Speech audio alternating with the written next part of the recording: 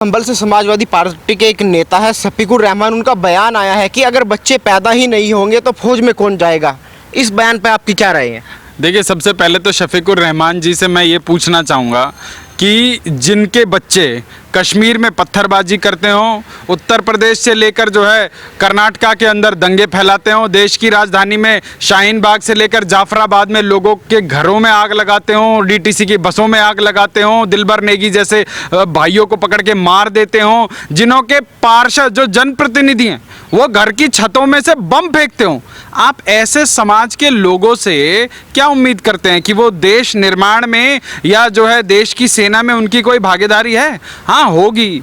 एक अनडिस्प्यूटेड, एक बहुत ही एक नाम मात्र की भागीदारी होगी, पर उनके भरोसे, उस समाज के भरोसे देश की सेना नहीं चल रही है। देश में और भी लोग हैं जो है बहुत प्रोएक्टिवली, किसी का पति शहीद होता है उस समाज से तो उसकी बीवियां जो है सेना में जाकर जो है अपनी वीरांगना दिखा रही हैं। पर शफीकुर रहमान, उनको जो है वंदे मातरम बोलने से परहेज है, उनको भारत माता की जय बोलने से परहेज है, और जब जो है राष्ट्रगान गाया जाता है तो शफीकुर रहमान बड़ी बेशर्मी से बैठे हुए नजर आते हैं। और आज शफीकुर रहमान को देश की आर्मी की चिंता हो रही है। अरे भैया, शफीकुर रहमान बता दे, जिस लोकसभा से वो चुन के आते हैं या जो उनका राजनीतिक क्षेत्र है, वहां से उनके परिवार वालों में से कितने बच्चे आज सेना में गए हैं? जरा वो अपना आंकड़ा दिखा दे, एक श्वेत पत्र जारी कर दें। ये देश की सेना के प्रति सम्मान नहीं है, ये देश की सेना के प्रति उनके लिए मन में उठे जज्बात नहीं है। ये जज्बात अपनी राजनीति बचाने के जज्बात हैं। ये जज्बात अपनी बेपर्दा होती हुई जो इनकी जो देश की जनता के साथ, देश की सेना के साथ जो सालों साल बेवफाई की है, ये उसकी बेपर्दा होने की जो चीजें हो रही हैं, ये उससे बचने की कवायद है। तो ये शफीकुर रहमान की आप राजनीति में ज्यादा दूर नहीं कहूंगा, पिछले 5-7 साल के बयानात उठाकर देख लीजिए, आपको दूध का दूध, पानी का पानी मिल जाएगा कि हम दो, हमारे 45 और हाथ में पकड़ा दो AK-47। उन लोगों को तकलीफ हो रही है क्योंकि ये कानून क्या कह रहा है। उत्तर प्रदेश के अंदर जो जनसंख्या कानून लाने की बात की जा रही है,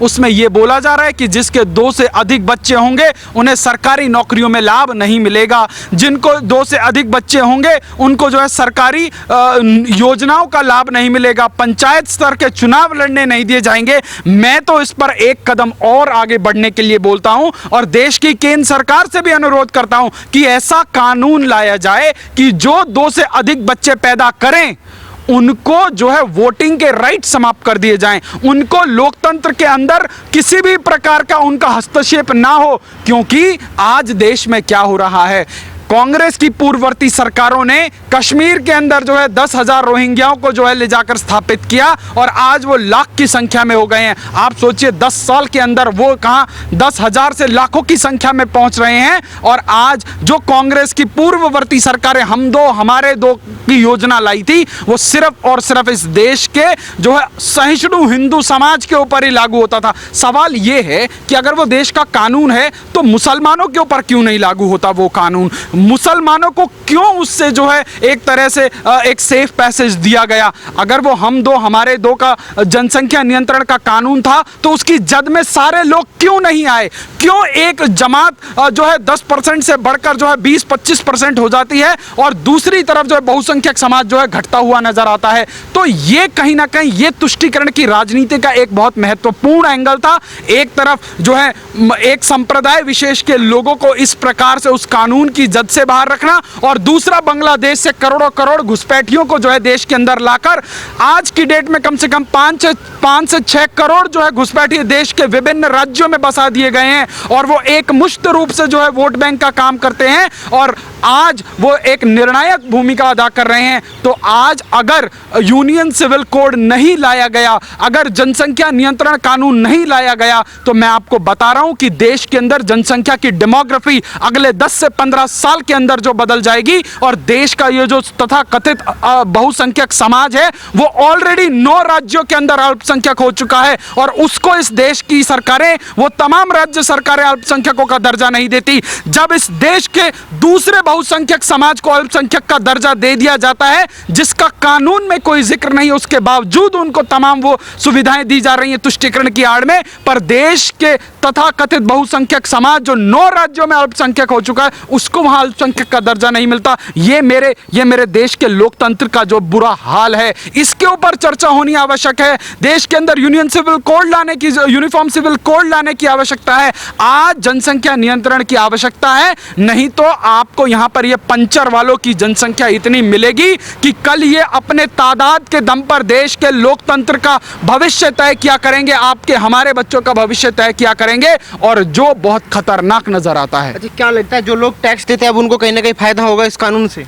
निश्चित रूप से जो लोग इस देश में ईमानदारी से काम करके टैक्स दे रहे हैं, उन लोगों को क्या फायदा होता है। और जो लोग सरकारी राशन के ऊपर पल रहे हैं, आप सोचिए, आप तमाम जो है रोहिंग्या बस्तियों में जाइए, जहां देश के अंदर तमाम रोहिंग्या बस्ती मिलेंगी, वहां हमने ऐसी बस्तियां देखी हैं कि एक व्यक्ति वहां बैठा हुआ, उसके पास कोई दूसरा काम नहीं, वो सिर्फ और सिर्फ बच्चे पैदा कर रहा है। उसकी 4 बीवियां हैं और उसके 15 बच्चे हैं। आप सोचिए, राशन सरकार दे रही है, बिजली सरकार दे रही है, करने को कुछ है नहीं, तो आदमी क्या करेगा। फिर असम के अंदर अभी आपने देखा, बदरुद्दीन अजमल ने क्या बोला कि जी हमारे समाज के लोगों के मोहल्लों में टीवी नहीं है, बिजली नहीं है, तो जब टीवी नहीं देखा गया तो एंटरटेनमेंट के लिए तो कुछ करेगा। इनके एंटरटेनमेंट के चक्कर में हमारे देश का बेड़ा गर्क हो रहा है। तो भाई साहब, इनको कहीं काम में लगाओ। ये जहां एनर्जी लगा रहे हैं, उससे देश का निर्माण नहीं होगा, उससे देश का विनाश होगा। तो यदि इनको कहीं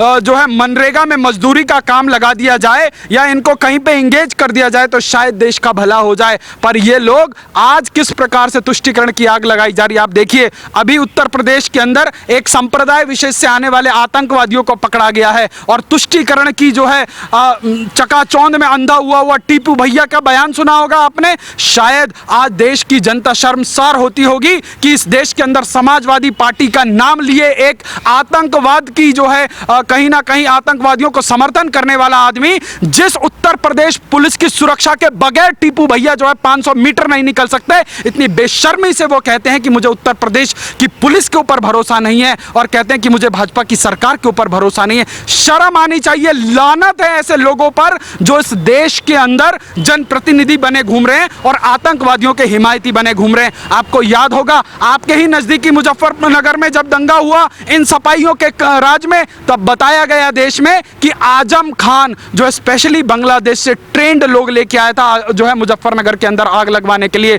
जब यूपी पुलिस ने पकड़ा तो उसी मंत्री की शय में वो सारे लोग छोड़ दिए गए, और आज तक नहीं पता कि उन लोगों को जमीन खा गई या आसमान निकल गया। और ऐसे लोगों की वकालत करने वाले टीपू भैया, उत्तर प्रदेश की जनता तुम्हें सही में मजा चखाएगी। और 2022 का चुनाव इस बात के लिए एक ऐतिहासिक तारीख बनेगा कि जिसके बाप ने कार सेवकों के ऊपर गोली चलवाने को जो है जस्टिफाई किया था, आज उनका बेटा जो है आतंकवादियों को पकड़े जाने पर यूपी की पुलिस को लानत भेज रहा है। तो जनता निश्चित रूप से तुम्हें भी लानत भेजेगी और तुम्हारी जो जगह है वहां पर तुम्हें पहुंचाएगी।